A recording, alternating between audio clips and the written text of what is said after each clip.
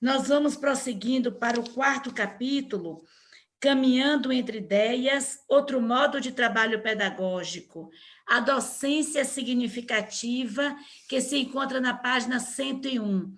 Então, a dupla de professoras, a professora especialista em linguística, Ildaci da Silva Mota Dias, que é docente na Casa de Educação Teiro Legídio, e também fez revisão gramatical deste texto, é uma companheira de muitos anos de caminhada.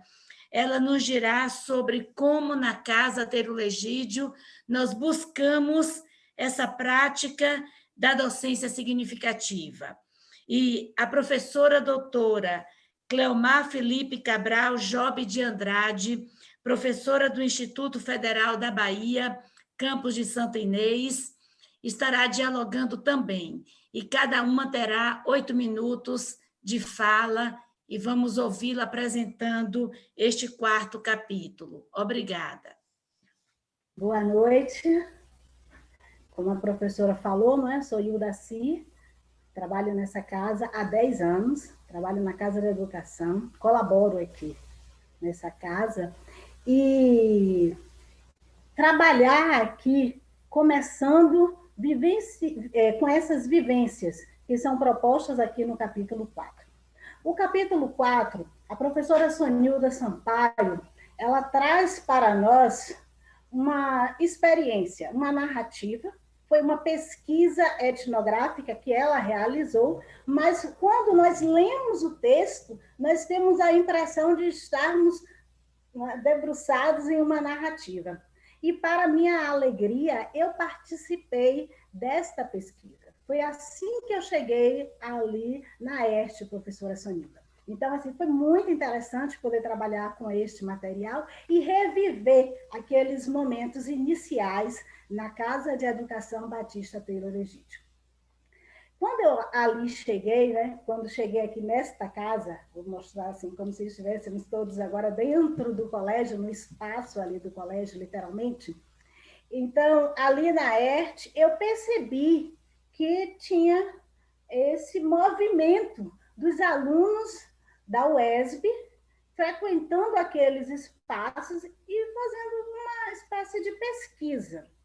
Então, eu, como uma professora, né, como uma docente do ensino fundamental, fiquei observando todo aquele movimento e logo cheguei à conclusão que eu estava, então, imersa em um espaço de pesquisa.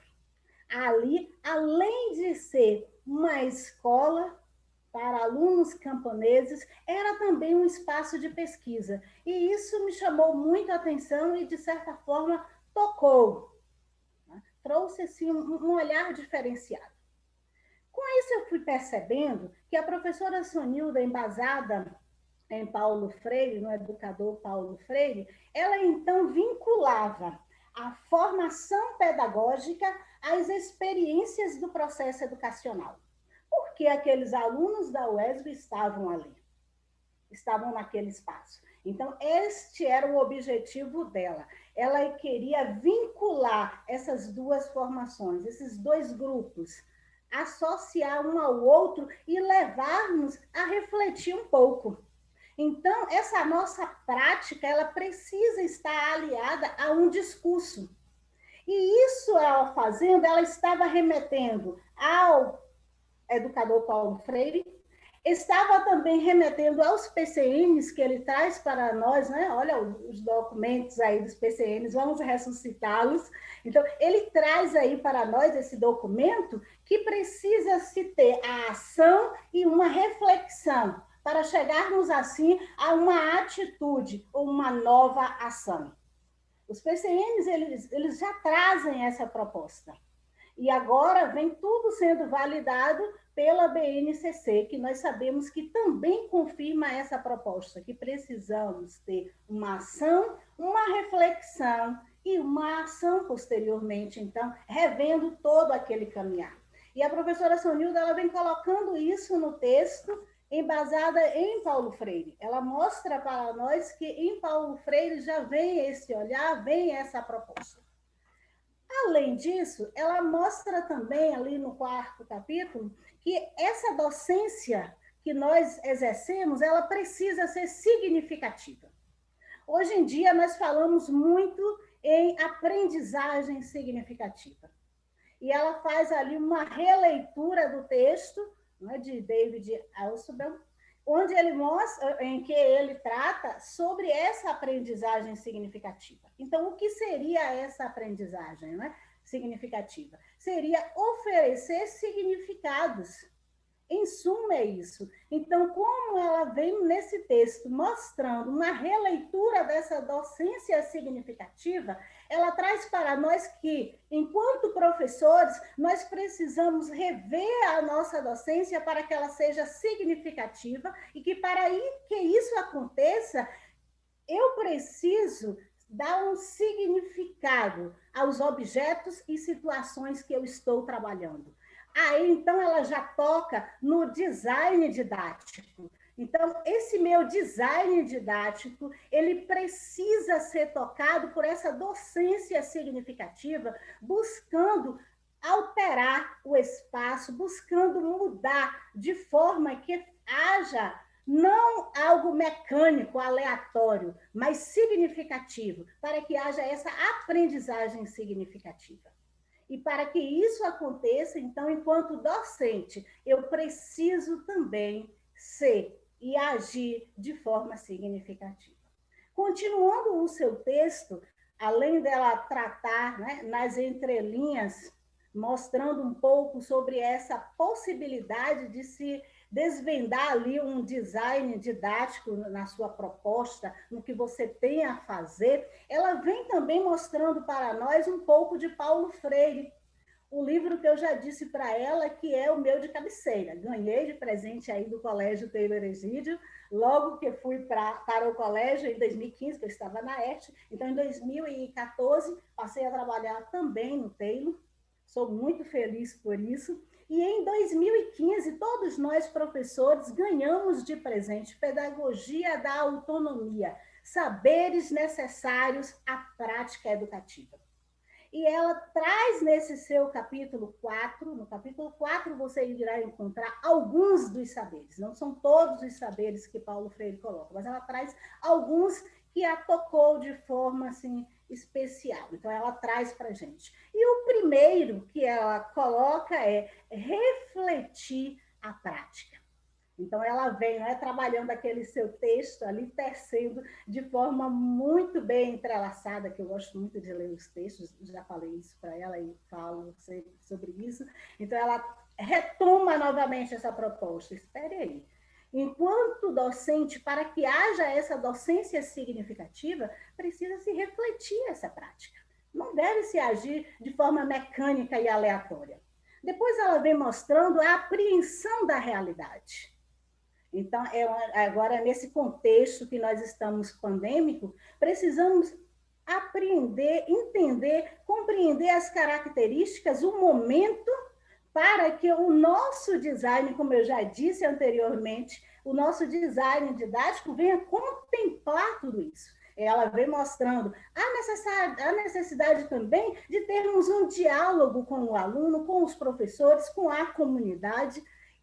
Por último, ela mostra saber suscitar e cuidar da curiosidade do ensino, que é algo assim, bem peculiar que nós procuramos desenvolver no Colégio Batista Taylor Egídio. Caminhando no seu texto, nós percebemos que ela cita também Philippe Perrenot, o texto dele de 2000, que são as 10 novas competências para ensinar. Então, ela cita Philippe Perrenot, que diz o seguinte, que de todas as competências declinadas por ele, há uma competência docente de envolver os alunos em atividades de pesquisas, que isso aí faz com que seja um componente didático por excelência. Então, nesse foco, nesse alvo aí, nesse objetivo, nós, professores do Colégio Batista Taylor Egídio e da ERT também, procuramos desenvolver projetos e pesquisas Assim, o nosso foco o nosso olhar, eu posso dizer assim que é o nosso coração, né? Está assim, ligado diretamente ao nosso coração e ao meu em particular, que até trabalhei sobre isso na parte que eu escrevo lá no final do livro, que alguns já leram, já podem ter percebido, já ter visto isso aí. Sim, e nesses nossos projetos, nós temos alguns a citar. Todos os nossos colegas trabalham com projetos, trabalham com pesquisas. Irei citar alguns simplesmente porque alguns foram os que vieram à mente, mas não que todos não trabalhem. Todos trabalham de forma muito carinhosa, muito peculiar. Então, nós temos o professor Alex José Ramos, né? Ele leva os seus alunos todos os anos à Vila da Ciência e também à Semana de Química da UESP. Isso aí já é normal. As pessoas aqui que passaram pelo professor Alex, que estudaram com ele, lembram disso. Então, até 2018, isso foi possível fazer. Em 2019, com as dificuldades financeiras que atravessamos, né, que a UESB atravessou, ela não pôde fazer esses 2 eventos e, por isso, o colégio não esteve presente. Nós temos também um projeto muito interessante, que é o TCC, Trabalho de Conclusão de Curso. Nesse projeto, nessa proposta, nós desenvolvemos pesquisas com os alunos do ensino médio. E essas pesquisas, elas têm alcançado outros espaços também. Então, ela é contemplada, né, essa atividade, essa proposta, entra nos nossos dispositivos avaliativos, é um dos dispositivos avaliativos, e todos os professores do ensino médio, dentro do seu componente curricular, desenvolve atividades de pesquisas juntamente com esses alunos.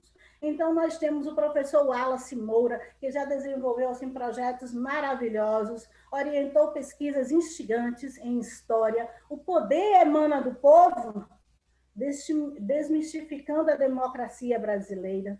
Mulheres comandantes do nazismo.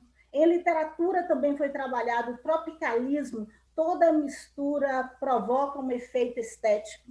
Filosofia, agora no último ano, o professor Elber Couto trabalhou tensão pré-vestibular e o sofrimento psíquico dos alunos do ensino médio. Em matemática, o professor Lindorval Rangel, aplicação dos conceitos físicos e matemáticos na evolução das construções das pontes. Então, nós observamos que todos os professores trabalham com estas pesquisas, isso porque os alunos já estão instigados, já estão levados a fazer essa pesquisa, e nós, enquanto professores, não ficamos para trás. Também queremos desenvolver essas pesquisas, também queremos saber. Isso tudo contemplando o que já fora dito anteriormente, citado por Pierre Renaud, que é uma das propostas por excelência da educação. E eu não poderia deixar de falar de mim mesma, né? Então, gosto muito do trabalho, gosto de trabalhar com as tecnologias e já desenvolvemos a linguagem nas redes sociais, apresentamos também na Semana de Letras da UESB em 2016. Em 2019, apresentamos Autoria em Tempos de Cybercultura, uma reflexão dos discentes do ensino médio do CBTE sobre o compartilhamento dos nudes. Estava muito isso em alta, acontecendo muito aqui em Jauaquara. Então, os alunos mesmos chegaram para mim e falaram: Pró, nós precisamos trabalhar e discutir um pouco sobre essa questão dos nudes. Fizemos esta pesquisa, apresentamos na web, foi muito bem aceita e ainda recebemos algumas propostas também. O ano passado, agora em 2020, trabalhamos Digital Influencer, uma nova perspectiva de vida por meio do Instagram. Agora, com a pandemia, o número de Digital Influencer aumentou muito nas redes sociais e nós trabalhamos especificamente com o Instagram, que é aquela plataforma, que é a rede social que mais tem tocado a juventude está toda ali, né? Podemos dizer isso. Então, desenvolvemos um trabalho também nessa linha. Assim, a Casa de Educação Batista Pereira Egídio propõe e tem realizado um ensino por pesquisa. Aguçamos a curiosidade dos estudantes e nós, professores, também somos instigados. Somos instigados dia a dia. buscamos um diálogo constante com o alunado e com as comunidades escolares também. Ensinos e aprendizagem. Não é só o ensino, é o ensino e a aprendizagem. Não é um binômio aí, ensino-aprendizagem, mas sim o ensino e buscamos que haja, de fato, essa aprendizagem. E essa aprendizagem ocorre de forma colaborativa. Usamos as plataformas que estão aí ao nosso dispor. O que podemos fazer agora, né? O que podemos fazer em 2020 para alcançar esse aluno e agora também em 2021, utilizando essas plataformas, nós fizemos. Temos também a sala de aula invertida, que também é citado pela professora. Autogestão, sabemos que os alunos que sabem autogerir a situação, tudo isso aí, eles saíram na frente e também temos essa proposta. Isso tudo foi contemplado no capítulo 4 do livro. Então, leia e seja aí renovado. É um texto de 2011, mas parece que foi escrito agora em 2021, certo, gente? Então, Pro, a senhora está de parabéns. Muito obrigada por este material. Fiquei, assim, felicíssima em poder participar. Então, um abraço a todos e muito obrigada.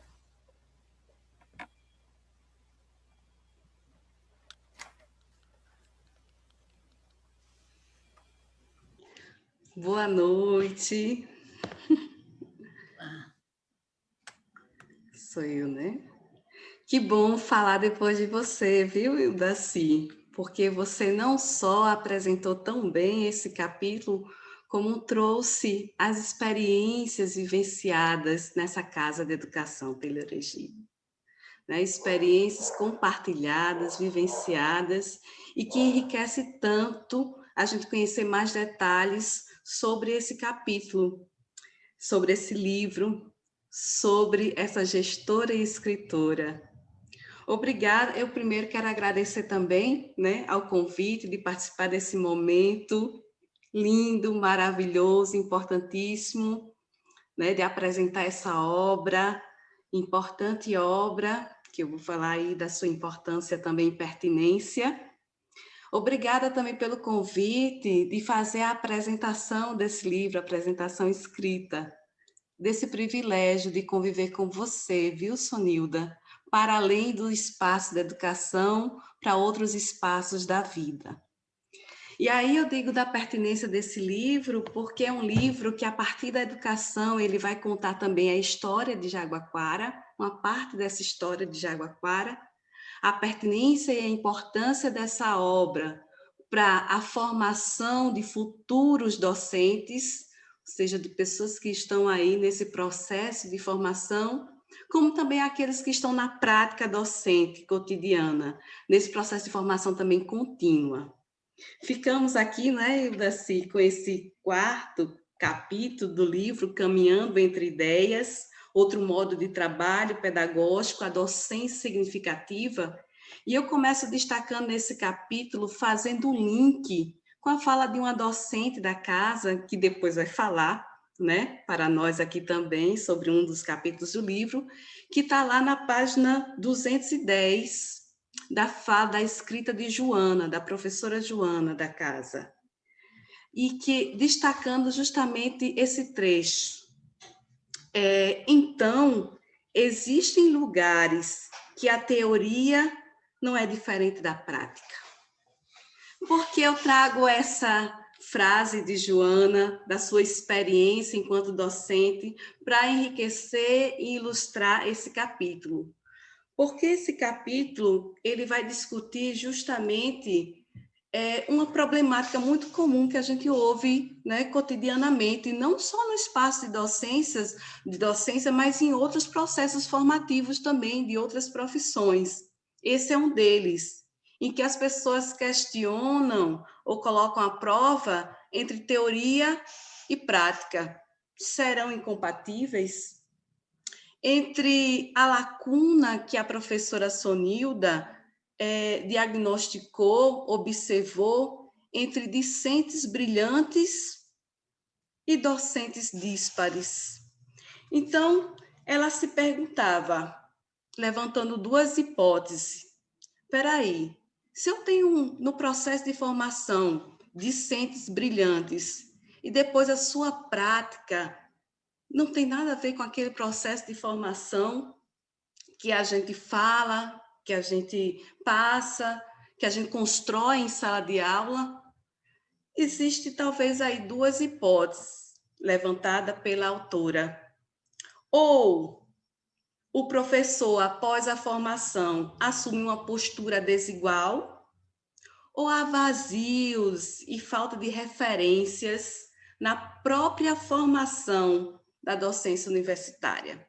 Ela faz esse levantamento dessas duas hipóteses. Será uma postura diferenciada depois desse processo de formação, ou será faltas de referências, vazios? E aí, a autora, claro, como foi muito bem falado por Ildaci, se baseia em 3 pilares teóricos para analisar essa questão. Claro, o primeiro pilar, que todos nós já conhecemos, de Paulo Freire, destacando, de Paulo Freire, saberes e competências necessários para a docência, como também trazendo Perrenot e Morin, Edgar Morin. E o Daci já levantou os aspectos desses autores que a autora destaca, e que são importantes, sim, para a gente pensar e repensar esse processo de formação continuada, esse processo de formação docente e discente, que, como bem destaca o autor Paulo Freire, é a gente pensar constantemente sobre a nossa prática. É a gente tentar apreender a realidade, o nosso contexto, é a insistente possibilidade de criação de espaços de diálogo, de ouvir o outro, de silenciarmos a nós mesmos para ouvir o significado da palavra do outro. É insistentemente também a curiosidade que gera pesquisa. E aí, a partir da pesquisa, ela destaca justamente de Perrenot, uma frase que eu conheci ouvindo dela dizendo, geralmente em relação à pesquisa, Aprendi com você, Sonilda, nos seus destaques do cotidiano, dos seus processos de formação. Antes de uma problemática, virar problema de estudo acadêmico, ele deve ser antes problema de suas vidas concretas, existenciais, cotidianas. Então, será que podemos levar o processo de formação desses docentes e discentes questões sérias, questões do cotidiano? E aí, ao longo desse capítulo, o objetivo dele ela pergunta: há possibilidade de um diálogo constante entre docente e discente? Um diálogo não só constante, mas um diálogo autorreflexivo, que propicia aprendizagens significativas? Há essa possibilidade?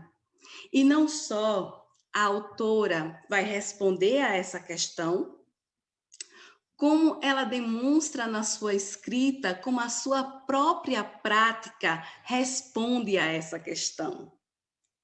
Então, a importância desse capítulo, a autora não só responde a essa problemática, mas ela demonstrou com sua pesquisa como tornar a aprendizagem, teoria, e o fazer pedagógico, prática, significativos, possibilitando a praxis pedagógica, a relação teoria e prática entre discentes e docentes.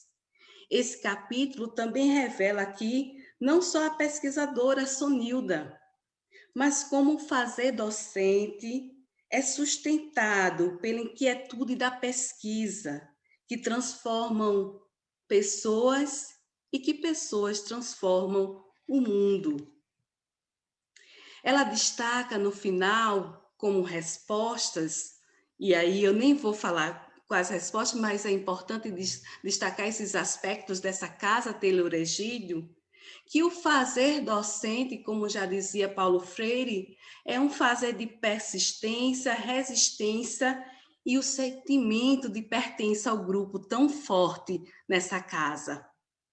É também, como destacou na página 114, que aí, na Casa Taylor Egídio, seja no colégio, seja na escola ERTE, é realizada uma educação integral, emancipatória, cidadã, freiriana, afetiva, e na ERTE, com a pedagogia de alternância. Vendo esse livro tão lindo, esse capítulo, outro dia eu estava tomando um café e olhei pela janela e vi as cores do pôr do sol. E ao ver as cores que estavam lá no pôr do sol, eu lembrei da capa do seu livro, da capa do livro, que remete a esse pôr do sol, a esse crepúsculo. E logo após eu vi uma frase atribuída a Lígia Fagundes Telles, que diz assim: a beleza não está nem na luz da manhã, nem na sombra da noite. Está no crepúsculo, nesse meio tom, nessa incerteza. E eu diria, são incertezas de inquietudes que criam possibilidades. E eu vejo nesse crepúsculo, nesse pôr do sol, o significado de tempo. Tempo como processo de formação e tempo como processo de transformação. Por isso eu convido a vocês a conhecer essa obra. Obrigada. Muito obrigada, professoras Darcy, Cleo. Como assim as tratamos em nosso cotidiano, pela clareza dessa leitura, pelas interpretações, que coisa impressionante. Muito grata. E desculpa, professora Cleomar, não ter dito, mas Cleomar fez a apresentação do livro de uma forma muito bonita. Como mãe do colégio, sua filha Luísa estuda aqui, e também como pesquisadora em educação.